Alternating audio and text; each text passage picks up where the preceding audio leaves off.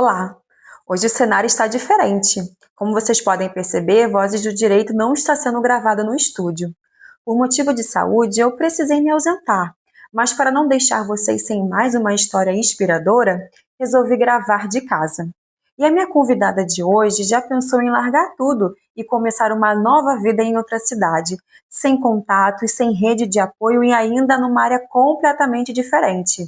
De Juiz de Fora ao Rio de Janeiro, da indústria farmacêutica às salas de audiência criminal. Ela construiu sua história no direito enfrentando medos, separações e desafios pessoais. No Vozes do Direito de hoje, você vai conhecer a história da advogada criminalista Franciane Cardoso. E antes da gente começar a saber, descobrir quem é a advogada criminalista Franciane, eu queria que você falasse um pouquinho de você, Fran. Quem é a mulher Franciane? Queria que você se apresentasse pra gente. A Franciane, além da advogada, uma mulher simples, muito temente a Deus, mãe de um filho lindo, Lucas, de 27 anos, sua filha, sua amiga, gosto de estar com os meus amigos sempre, crossfiteira, meu treino é a minha válvula de escape, assim, então eu não fico sem treinar dia nenhum. Minha base é a minha família, os meus amigos que estão sempre comigo, e é isso, eu sou uma pessoa muito simples, assim, procuro estar me atualizando e tal, estudando, procuro estar sempre perto da minha família, porque é isso que me traz força e motivação, mas é isso, basicamente eu sou essa pessoa. Que você trabalhou muitos anos na indústria farmacêutica. Me conta, o que mais te marcou durante esse período da tua carreira e o que você poderia dizer para a gente que ao longo desses anos na indústria, o que isso te ajudou, agregou na sua carreira hoje como advogada criminalista? Trabalhei por 15 anos na indústria farmacêutica, muitos deles na Johnson & Johnson. Toda a bagagem profissional que eu tenho hoje nasceu dessa experiência. Aprendi disciplina, organização, liderança e principalmente a importância de entregar resultados com ética, responsabilidade. E são os valores que eu carrego até hoje e que trouxe para o direito, né? E isso faz toda a diferença. Hoje o atendimento para o meu cliente, o acolhimento ao meu cliente, a entrega desse resultado que é o que o cliente espera. Então tudo isso eu aprendi ao longo desse período na indústria farmacêutica. Devo muito a esse período que foi um grande aprendizado, assim. Sou eternamente fã e apaixonada pelos representantes da área da indústria farmacêutica.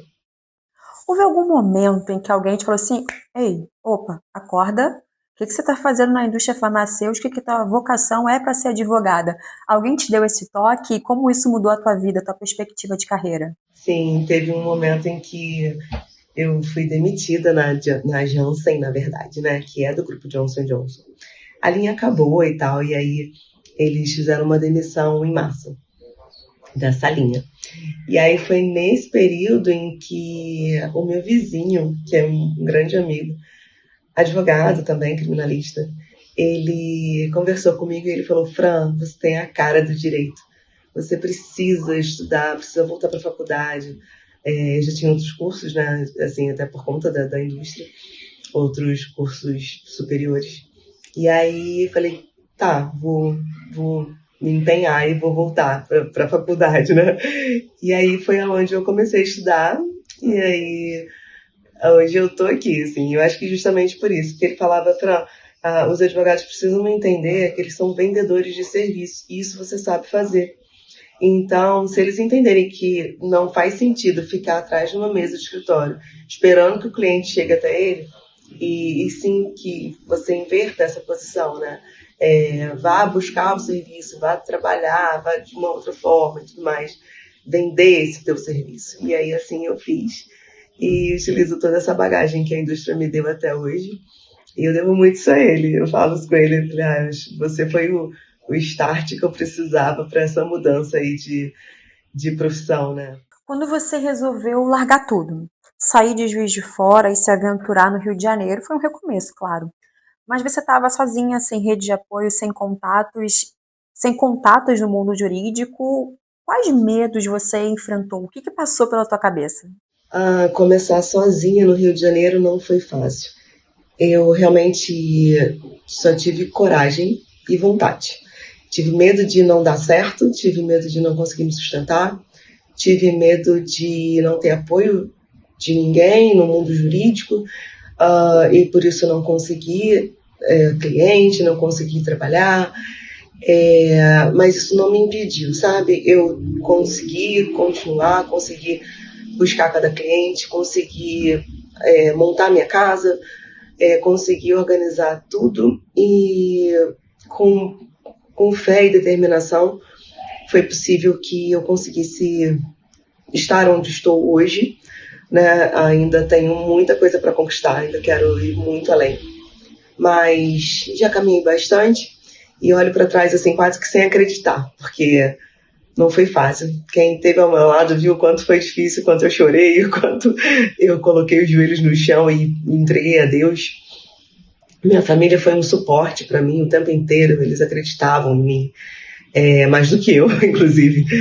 Os meus amigos, principalmente, eles olham para mim como uma força, uma potência que às vezes eu mesma não enxergo, mas eu consegui entregar, pelo menos para eles, esse orgulho de estar hoje caminhando, de estar inspirando até outras pessoas, e eu fico muito feliz por isso.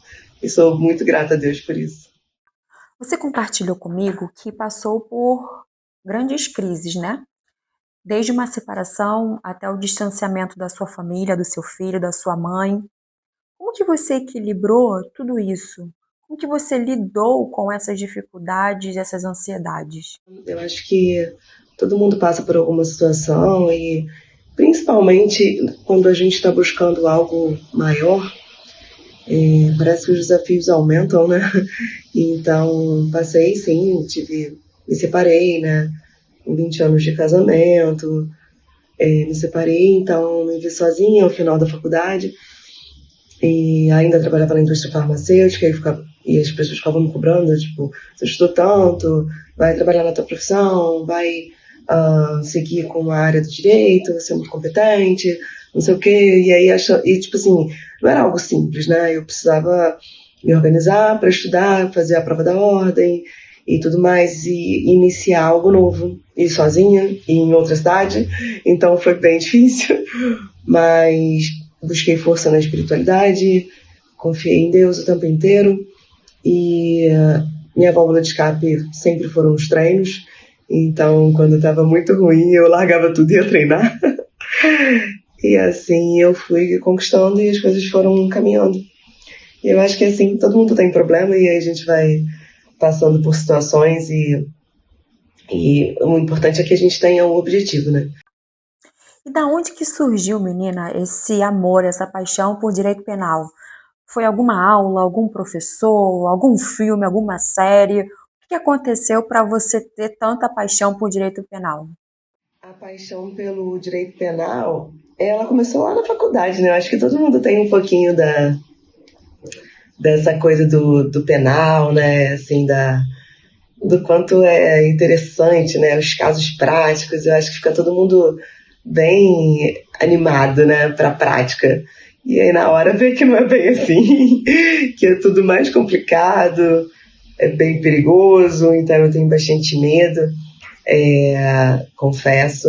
Eu tenho uma amiga criminalista aqui em Juiz de Fora, e ela falava para mim o seguinte, desde a faculdade a gente ia junto para a delegacia e ela me carregava para todo lugar que ela ia.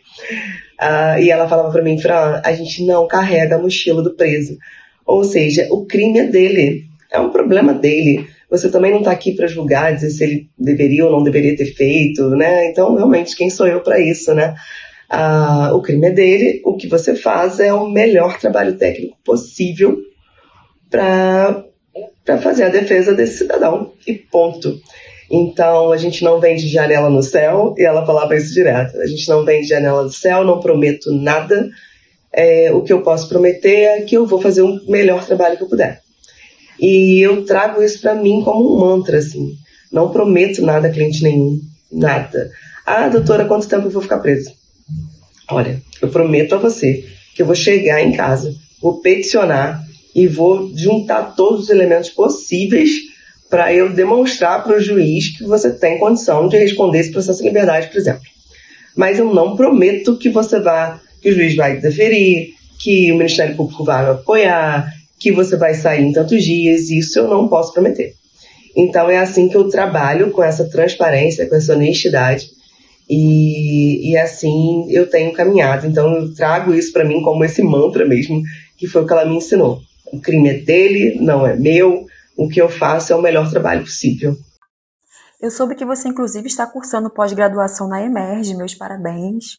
É difícil, eu sei, você está ralando pra caramba, mas conta pra gente, conta pra minha audiência, como tem sido essa experiência, como tem sido a troca entre professor e aluno, porque eu sei que lá são muitos juízes, desembargadores como professores, como tem sido esse network, o que você está aprendendo que poderia dividir com a gente? A Emerge tem sido uma experiência sensacional. Os professores são fantásticos, desembargadores, promotores, delegados. Então, são pessoas de muito respeito, assim. E é interessante, na primeira aula, o professor de direito penal, um delegado, ele abria a boca para falar assim, e eu ficava olhando, gente, que homem inteligente. E aí ele ia falando de direito penal, e eu, meu Deus, que coisa linda. Porque eu me apaixonei pela matéria de uma forma que é assim, eu olho e fico, gente, é lindo demais ver ele falando com um tamanho conhecimento e prática e experiência na área, coisa linda de se ver, assim, foi muito legal. E assim, desafiador, né? O curso é muito desafiador. Tive aula de metodologia há pouco tempo, né? A primeira aula, e aí o professor também brilhante, brilhante. E aí ele falava para os alunos assim, olha, a Emerge há 30 anos pratica a mesma metodologia de Harvard. Aí eu olhei e falei, meu Deus, o que eu estou fazendo aqui? Falei, isso não é pra mim, mas aí eu cheguei em casa nervosa, falei, mãe, é muito difícil, não sei o quê. Aí minha mãe, ué, gente, uma hora dessa, tu estudou a vida inteira. Ela, calma, cara, tu vai dar conta, vai dar tudo certo. Você é inteligente, você é esperta, você vai dar certo. E tô gostando, trocando muita informação, muita experiência, muita gente boa, assim, no curso, né? E os professores são sensacionais, tá? Tem me ajudado muito. E na prática, óbvio, né? Na prática, pro meu trabalho, tem sido maravilhoso, assim, engrandecedor. No começo da sua trajetória no direito penal, eu estava aqui pensando, né? Inclusive, outras convidadas me falaram isso já, que sofreram algum tipo de preconceito. Você chegou de fora do interior, né? Sem network, do zero. Você sofreu algum tipo de preconceito? Sofreu algum tipo de dificuldade para poder se inserir nesse mercado? Olha, não é simples assim. Ser mulher, né, advogada, criminalista, num meio em que a maioria são homens. As pessoas têm um pouco de preconceito assim com relação à beleza da mulher. Então, se ela é bonita, ela não é competente. E não é bem assim que funciona. Então, a questão foi complicada. Eu não tinha padrinhos, né? Não tinha ninguém para me ajudar. Tentei alguns acessos. E aí eu vi algumas coisas que não me agradaram. E fui buscar sozinha. De cliente em cliente, indicação em indicação. E foi dando certo. E fui fazendo o melhor que eu podia, fazendo o melhor atendimento. Eu acho que o que eu mais foi mais interessante assim na minha caminhada, né, foi o atendimento humanizado. Então acho que isso fez a total diferença, né, o apoio, o acolhimento aos familiares, e assim eu acho que foi o que fez a total diferença. E assim foi bom também. Eu tive algumas pessoas que acreditaram em mim, mesmo sem a experiência direta, né, na carreira jurídica, no mundo jurídico, mas com uma experiência, com uma bagagem, com uma expertise que eu trazia comigo. E aí uma amiga confiou, o irmão estava preso e de repente ela falou, Fran, tu topa, quer pegar? Tinham outros advogados renomados e tal, experientes, e ela confiou e a gente fez junto um excelente trabalho. E daí as coisas foram acontecendo. Um passarinho me contou que você tem um grande sonho, e esse sonho é de ser delegada. Conta pra gente o que te motivou a ser delegado, o que te motiva a ser delegado, o que te motiva a se dedicar aos estudos, que você tem encontrado ao longo dessa jornada? O sonho de ser delegada surgiu lá atrás, assim, quando eu comecei a trabalhar, em seguida veio a pandemia, e eu pensei, falei, e agora? O que eu vou fazer? Porque eu não podia continuar indo a presídio da forma com que eu vinha, né? Meu primeiro trabalho foi na execução penal, eu ficava muito tempo dentro dos presídios, e aí comecei a ficar com medo por conta da pandemia, e parei de ir, falei, eu faço o que agora? E aí, como eu vivia em meio de policiais, assim, né, eles sempre comentando, poxa, tinha que fazer concurso para delegado, você tem cara de delegado, eu não sei que tanto eu tenho cara de delegado, todo mundo fala isso. Mas eu comecei a estudar. Falei, a pandemia, eu não tinha o que fazer, eu falei, vou estudar. E aí foi onde eu comecei o estudo para delegado, fiquei por um ano estudando, fiz a primeira prova, não rolou, não passei, parei de estudar, me voltei para o trabalho e não pensei mais sobre isso.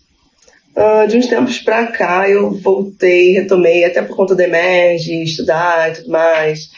Então eu peguei o gostinho de novo e voltei aí a estudar. Quem sabe? Tento aí o próximo concurso. Na advocacia criminal, eu imagino que o enfrentamento seja diário. Clientes, processos complicados, sistema judiciário extremamente complexo. Conta pra gente um caso emblemático que mais te marcou ao longo da sua trajetória. O caso mais marcante foram alguns casos. O meu primeiro caso foi na execução penal. E era um estupro de vulnerável. Então, foi um caso bem interessante porque foi a minha primeira experiência e eu aprendi tudo, fui fazer logo uma pós na área e tudo mais, né, também para me especializar, e eu precisava fazer o melhor atendimento possível para aquele cliente. E ele comprou a ideia junto comigo, falei, olha, você precisa estudar, precisa ler, precisa trabalhar, precisa não sei o quê. E aí ele foi fazendo. E aí todo o processo que ele tinha, eu ia lá e peticionava para juntar toda aquela documentação dele, de trabalho, de estudo, de remissão. E eu sei te dizer que ele tinha uma pena para cumprir de 8 anos e ele praticamente concluiu a pena dele em 4 anos. Ou seja, a gente reduziu praticamente a metade, utilizando esses recursos, né? De trabalho, estudo, enseja que pontuou a beça, assim, a gente conseguiu uma remissão muito grande com o enseja. E ele comprou comigo todas as brigas, assim, foi muito bacana. Então esse foi um caso em que me despertou, tipo, opa, eu tenho jeito pro negócio. E aí, assim, eu segui. Um outro caso também de tortura de uma criança com paralisia cerebral, esse foi um caso que chamou atenção também. A gente conseguiu a conclusão do indiciamento em 6 meses numa delegacia que não era especializada na área da infância e adolescência. E ainda assim, a gente conseguiu um bom trabalho e foi bem interessante, foi marcante. E dali para frente outros casos foram surgindo, as coisas foram acontecendo. Um caso também muito legal que foi de um rapaz que, muito gente boa, ele veio de Manaus para assistir o show da Madonna, ele e a esposa. E aí pegaram um voo, vieram para o Rio de Janeiro, e aí quando eles chegaram no aeroporto, ele recebeu voz de prisão. Ele estava com mandado de prisão em aberto e ele não sabia. E aí, cadê show de Madonna? E a esposa dele não sabia para onde ir, foi uma confusão danada. E aí, na hora, os amigos, né, que são policiais lá da área, eles conduziram o rapaz para a delegacia, e ele muito desesperado, ele, o que eu vou fazer, como é que vai ser, e a minha esposa, e não sei o que, vou ser preso, e agora? Aí eles ficaram pensando, né, tipo, como é que eu faço para ajudar esse cara, né, porque é uma situação bem complicada. E aí eles comentaram, olha, tem uma amiga aqui que trabalha, tá sempre com a gente aqui, tá sempre com um cliente aqui, parece que trabalha legal, se quiser eu posso passar o contato, e aí vocês pede a sua esposa para resolver com ela e tudo mais. E aí assim eles fizeram. Aí a esposa ligou, meu marido e tal foi preso e não sei o quê. Eu falei, bom, peraí, calma, tô indo pra aí. Aí fui pra delegacia, a gente conversou, só que o processo corria lá na cidade dele, mas o fato é que ele estava preso aqui, então a gente precisava unir forças, e aí eu fiz contato com a advogada dele lá, doutora Linda, e ela foi um doce também, ela resolveu tudo muito rápido, e a gente se juntou. Eu sei dizer que enquanto eu não tirei aquele cara do presídio aqui, eu não sosseguei. Eu plantei na porta do presídio esperando o oficial de justiça chegar e eu perturbei todo mundo. E aí, por fim, o pessoal lá de Benfica ficava, doutora, a senhora não vai embora? Eu falei, só vou embora com o meu cliente do lado, debaixo do braço. E assim foi feito, né? Consegui. Levei ele para o aeroporto depois, embarquei ele lá no voo e tal. Foi uma experiência bem legal. Ele até hoje, ele manda mensagem, doutora, a senhora foi incrível e tal, não tenho como te agradecer. E aí essas coisas me fazem pensar que eu estou no caminho certo, assim. Eu acho que além do trabalho, do profissional, o fato de ajudar pessoas, assim, né? Devolver para elas a liberdade é algo que me encanta, assim, é muito prazeroso. Eu sou feliz demais no que eu faço, de verdade. Olhe bem para a câmera e diga, dê um conselho para quem está assistindo agora e quer mudar de profissão, começar do zero, mas tem esse medo, justamente, do impacto que é você mudar radicalmente de profissão. A gente não faz ideia do quanto é importante para algumas pessoas, né? E aí você vai trabalhando, vai fazendo, vai vivendo e você não está nem se dando conta. Eu não sou muito ligada a essa coisa da exposição, da internet, apesar da importância, mas eu não me dou conta. Aí, um belo dia, estou eu fazendo lá as minhas coisas, trabalhando, uma amiga do CrossFit me ligou, Fran, estou com uma situação de um cliente, eu posso pedir para te procurar? Eu falei, pode. E tal. E aí a gente começou a conversar mais sobre isso. Logo que eu cheguei no Cross, ela me falou, eu faço direito, estou no oitavo período, nono período na época, eu não lembro. Ela, nossa, eu te admiro a beça, não sei o que lá. Que legal. E eu, realmente, eu não me dou conta. Eu só trabalho, eu só faço o que tem que ser feito, sabe? Eu sou muito executora, assim. E, o que tem que fazer? Eu vou lá fazer, sabe? Mas eu não me dou conta do quanto a gente inspira outras pessoas. Isso foi tão importante pra mim que eu falei assim, gente, que legal. Eu preciso continuar e eu tô aqui sendo vista, né, por essas pessoas. E eu preciso realmente ser exemplo para elas, né? E eu fiquei muito feliz com isso, assim. E aí, se eu pudesse dar um conselho, eu ia dizer o seguinte, se tiver medo, vai com medo mesmo, porque não tem outra forma, sabe? O medo, às vezes, ele é importante até para você não dar passos errados, né? Mas ele não pode te paralisar, sabe? Eu acho que precisa estar sempre em evolução, sempre estudando, tem que ter conhecimento na área, tem que estudar muito. Tem que conhecer, não dá para brincar, principalmente na área que a gente está querendo ingressar, né? Nessa área não dá para brincar. Então, a vida, é a liberdade, né? Não que nas outras a gente possa trabalhar de qualquer forma, não acredito que isso seja algo profissional, né? Mas na área do direito penal é mais importante que você saiba realmente o que está fazendo. E se você não sabe, você precisa buscar ajuda de quem possa te dar essa orientação. Não tenha vergonha de pedir ajuda, sabe? O máximo que vai acontecer é as pessoas não te ajudarem, mas tudo bem. E aí você vai seguir, você vai estudar, você vai continuar e você não vai desistir. Então, não deixe o medo paralisar. Eu acho que essa é a principal dica. Se você pudesse dar um conselho para a Fran de 10 anos atrás, o que você diria para aquela menina que estava começando? Se eu pudesse voltar no tempo e olhar para a Franciane lá de trás, que estava com as roupas dentro do carro sem lugar para morar, mas ainda assim no Rio de Janeiro, em busca de um sonho, em busca de conquistar o que pretendia, com a força da minha família e dos meus amigos. Eu lembro que quando eu saí de casa, o meu filho falou para mim assim, mãe, você tem um valor na tua conta, que com esse cálculo que a gente projetou, você ficaria por 5 meses morando no Rio de Janeiro, sem fazer absolutamente nada. Mas eu conheço a mãe que eu tenho. E eu sei que você vai conseguir, que você vai trabalhar, que você vai conquistar, e esse dinheiro vai permanecer na tua conta. E não deu outra. Tive altos e baixos ao longo desse período. Eu precisei ajudar minha mãe, foram várias coisas que aconteceram, tive meu carro furtado. Foi uma confusão danada, mas ainda assim deu certo. E se eu tivesse que dar um conselho para a Franciane lá de trás, Eu ia dizer pra ela assim, não precisa chorar tanto, não. Nem precisa se desesperar, porque vai dar tudo certo. E deu certo.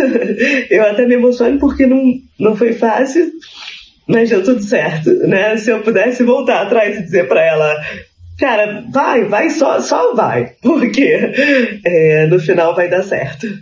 Para fecharmos com chave de ouro, o que você diria, como você resumiria o que é ser uma advogada criminalista? O que é a Fran, advogada criminalista? Para mim significa força, coragem, determinação. Não é fácil não, sabe? Assim, precisa de um empenho maior, precisa de uma busca eterna, assim, com relação aos estudos. Você está estudando o tempo inteiro, está empenhada mesmo, porque não é brincadeira o direito penal, não é brincadeira a vida do cliente que está, né, com restrição da liberdade. Então, é lutar todos os dias pela liberdade do teu cliente, é apoiar o tempo inteiro a família que está ali aguardando o ente querido, é lutar pelos direitos fundamentais, é lutar contra o sistema que é moroso, a beça. Eu luto diariamente porque as coisas não funcionam da forma com que a gente gostaria que fosse. Eu tive um caso de Maria da Penha em que o policial militar já não tinha mais medida protetiva, já não tinha mais o processo da ameaça, já não tinha mais nada, mas eu não conseguia devolver as armas do policial. Então, assim, algo que por conta mesmo da morosidade do sistema, eu tive que brigar muito para eu conseguir, já não fazia sentido aquela medida, e aí foi uma guerra, e aí 1 ano depois eu consegui resolver o problema, mas tive que peticionar milhões de vezes, e arrumei uma guerra com a promotora, porque ela realmente não estava ali postergando, embaçando, atrapalhando todo o processo. Mas eu consegui. Então, assim, é viver com intensidade e propósito, assim. Ser criminalista não é fácil, principalmente para a mulher. A gente precisa o tempo inteiro estar ali dando a cara a tapa mesmo e se posicionando, né? Então, eu tenho uma conhecida que ela fala que a advocacia criminal não se faz de joelhos, se faz de pé. E é verdade, então precisa mesmo incorporar a força da mulher brasileira, assim, e lutar pelos direitos do teu cliente. Não é fácil, mas é possível. Obrigada a todos que assistiram mais esse episódio de Vozes do Direito. No próximo episódio, espero eu já estar bonitinha no estúdio, já pronta para gravar para vocês. E é isso. Muito obrigada. Assistam. Acho que vocês vão gostar, vocês vão se identificar. É uma história real, uma história inspiradora. Um beijo a todos. E nossas redes sociais estarão na descrição do vídeo. Beijos.